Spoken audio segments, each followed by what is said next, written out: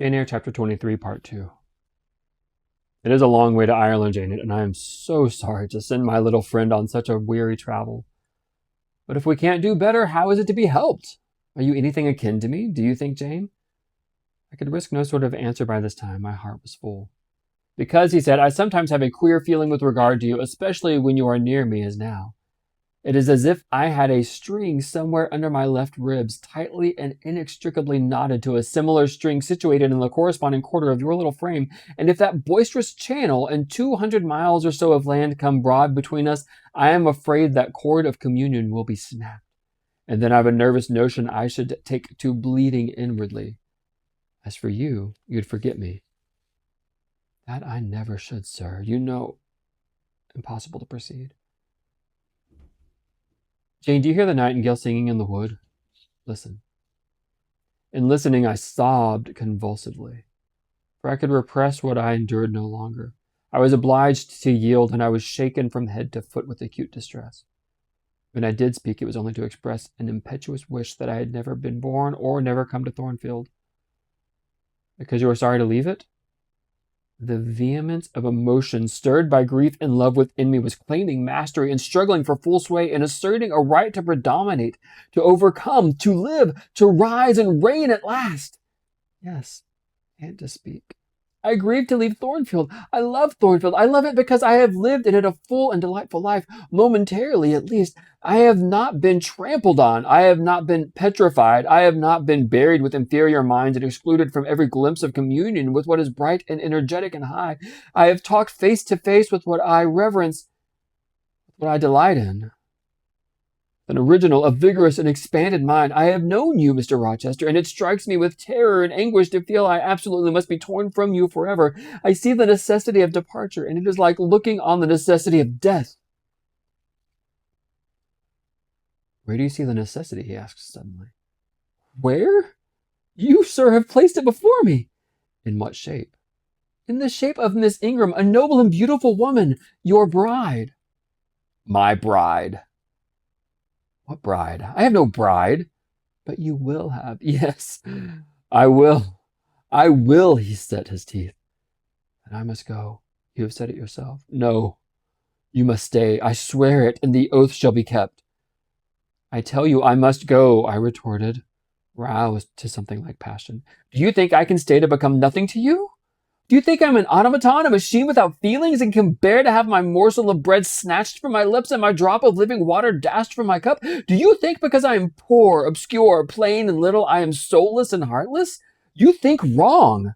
I have as much soul as you and full as much heart, and if God had gifted me with some beauty and much wealth, I should have made it as hard for you to leave me as it is now for me to leave you. I am not talking to you now through the medium of custom, conventionalities, or even mortal flesh. It is my spirit that addresses your spirit, just as if both had passed through the grave and we stood at God's feet equal, as we are.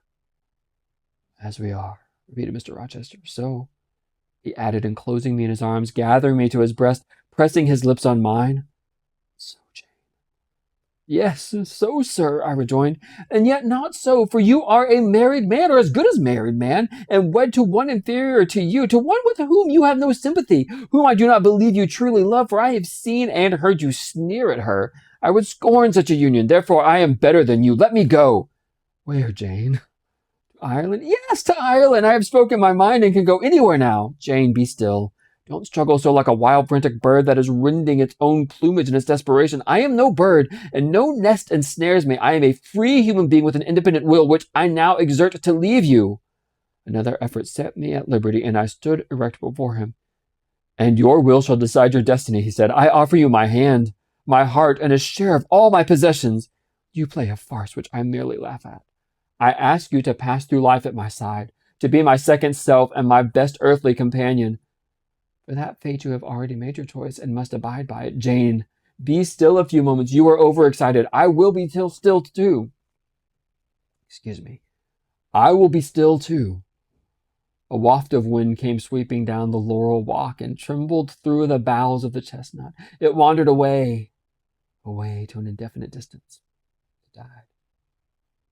The nightingale's song was then the only voice of the hour, and listening to it I again wept. Mr. Rochester sat quiet, looking at me gently and seriously. Some time passed before he spoke.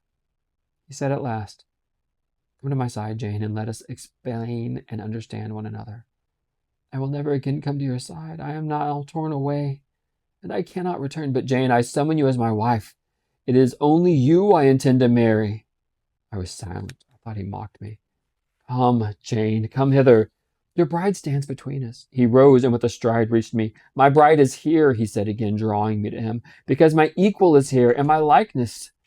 Jane, will you marry me?" Still I did not answer, and still I writhed myself from his grasp, for I was still incredulous. "Do you doubt me, Jane?" "Entirely." "And you have no faith in me?" "Not a whit." "Am I a liar in your eyes?" he asked passionately. "Little skeptic, you shall be convinced. What love have I for Miss Ingram?" "None, and that you know." "What love has she for me?" "None, as I have taken pains to prove. I caused a rumor to reach her that my fortune was not a third of what was supposed, and after that I presented myself to see the result. It was coldness both from her and her mother. I could not marry Miss Ingram. You strange, you almost unearthly thing I love as my own flesh, you, poor and obscure and small and plain as you are, I can entreat to accept me as a husband." "What, me?" I ejaculated, beginning in his earnestness, and especially in his incivility to credit his sincerity. "Me, who have not a friend in the world but you? If you are a friend, not a shilling but what you have given me. You, Jane, I must have you for my own, entirely my own. Will you be mine? Say yes, quickly. Mr. Rochester, let me look at your face. Turn to the moonlight." "Why?" "Because I want to read your countenance. Turn." "There. You will find it scarcely more legible than a crumpled, scratched page. Read on. Only make haste, for I suffer." His face was very agitated and very much flushed, and there were strong workings in the features and strange gleams in the eyes. "Oh, Jane, you torture me," he exclaimed. "With that searching and yet faithful and generous look, you torture me."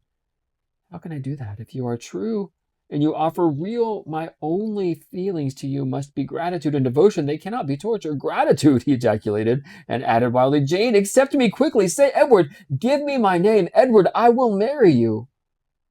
"Are you in earnest? Do you truly love me? Do you sincerely wish me to be your wife?" "I do. And if an oath is necessary to satisfy you, I swear it." "Then, sir, I will marry you. Edward, my little wife. Dear Edward, come to me. Come to me entirely now," said he, and added in his deepest tone, speaking in my ears as his cheek was laid on mine, "Make my happiness, and I will make yours." "God pardon me," he subjoined ere long, "and man, meddle not with me. I have her, and will hold her."